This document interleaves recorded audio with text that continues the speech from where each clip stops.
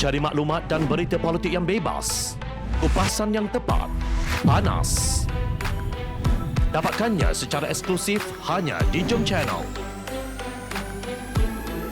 Komitmen kami, pentasan berita Isnin hingga Jumaat. Berbicara dan isu semasa, kami garapkan secara langsung. Panel-panel berkaliber dan profesional. Interaktif, pandangan anda kami raikan. Jangan lupa bersama kami di setiap hujung minggu dalam edisi khas mingguan. Jom Channel, moving forward, sharing a new experience.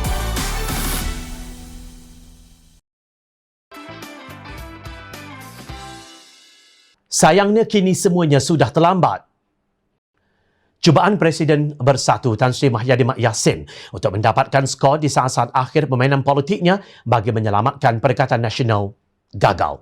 Tawaran pakej luar biasa kepada pemimpin Pakatan Harapan yang disebut sebagai kejutan oleh penyokong Perikatan Nasional dan disangka menyejukkan suhu politik negara ditolak mentah-mentah. Malah ianya dianggap sebagai rasuah dan beberapa laporan kepada Suruhanjaya Pencegahan Rasuah Malaysia SPRM telah dibuat di seluruh negara. Tidak mudah bagi Mahyadin untuk menyempurnakan scheme of things ke atas ahli Parlimen Pakatan Harapan. Durian 30 juta ringgit tidak laku. Manakala cubaan Presiden PAS Datuk Seri Hadi Awang menggunakan riwayat kejayaan Rasulullah menyatukan umat Islam dan bukan Islam di Madinah bagi menjustifikasikan cubaan scheme of things itu hanya mengelirukan sahaja.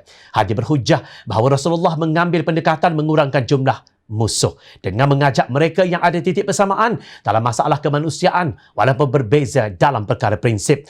Rasulullah SAW menerima tahaluf yang diadakan melalui Hilf Al-Fudul dalam kalangan bukan Islam di Makkah sebagai suatu bentuk persefahaman kerana membela kalangan yang dizalimi oleh mereka yang tidak bermoral kemanusiaan terhadap tetamu yang datang ke Makkah, kata Hadi. Namun di sebalik itu beliau mengecam pihak yang menolak tawaran damai yang mirip rasuah itu sebagai gila kuasa. Ini dapat dilihat menerusi kenyataannya. Kita dapat menilai bagi menerima kalangan mereka yang bersikap ingin menyelamatkan nyawa rakyat dan juga menolak kalangan mereka yang gila kuasa tanpa mempedulikan nyawa rakyat. Pihak yang menolak tawaran ini dakwa Hadi membuang masa kerana mahukan kuasa semata-mata. Kita berada dalam bahtera negara yang sedang menghadapi taufan wabak yang mengganas dan mengancam nyawa rakyat serta kesannya terhadap masalah kehidupan. Tiba-tiba hari ini diganggu oleh mereka yang ingin merampas kuasa yang nyata menjadi masalah yang nyata pernah gagal menyelesaikan masalahnya. Maka peluang sepatutnya diberikan kepada kerajaan dalam tempoh yang sepatutnya, tegas Hadi.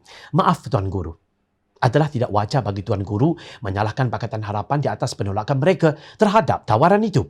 Lupakah Tuan Guru Haji Abdul Hadi Awang bahawa Yang di-Pertuan Agong Al-Sultan Abdullah Ahmad Shah dan Raja-Raja Melayu pada 16 Jun lalu telah menggariskan 7 perkara yang perlu diberi keutamaan oleh kerajaan? Izinkan Jom Channel mengungkit kembali 7 perkara itu sebagai peringatan tanpa mengubah ayat-ayatnya. Pertama, nyawa dan kehidupan rakyat wajib diutamakan mengatasi perkara-perkara lain. Kedua, program vaksinasi hendaklah dipertingkatkan dengan mengurangkan kerana birokrasi agar mencapai matlamat imuniti kelompok 80% secepat mungkin. Ketiga, program menangani wabak COVID-19 hendaklah difahami serta mendapat sokongan rakyat tanpa menimbulkan sebarang keraguan dan tanpa dianggap mempunyai sebarang muslihat politik yang terselindung. Manakala yang keempat pula, kaedah menangani wabak COVID-19 hendaklah bersifat inklusif, melibatkan pelbagai pihak berkepentingan dalam semangat yang sedia mendengar, sedia mempelajari, sedia melakukan pengubahsuaian, sedia melakukan penambahbaikan dan sedia melakukan penerokaan baharu hingga berjaya meyakinkan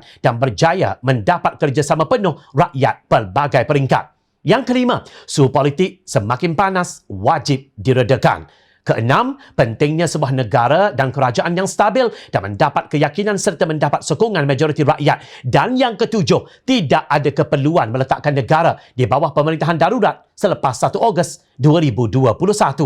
Mengapa Majlis Raja-Raja mengeluarkan kenyataan sedemikian jika benar-benar Bahtera Perikatan Nasional sedang menyelamatkan rakyat daripada serangan wabak COVID-19.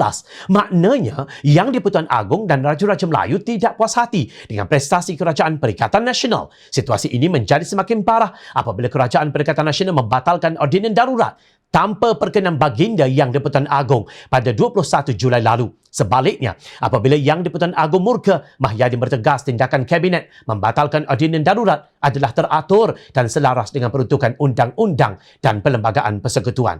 Kenyataan pejabat Perdana Menteri ini seolah-olah mendakwa Yang di-Pertuan Agong yang khilaf. Penderhakaan Mahyadin dan anggota kabinetnya tidak dapat diterima oleh ahli parlimen yang mewakili rakyat Malaysia. Tawaran damai beliau sudah terlambat. Namun demi rakyat Malaysia setelah nakhoda dan seluruh pembantunya meletakkan jawatan, tidak perlu kalian terjun ke laut. Kemudilah bahtera kembali ke pelabuhan.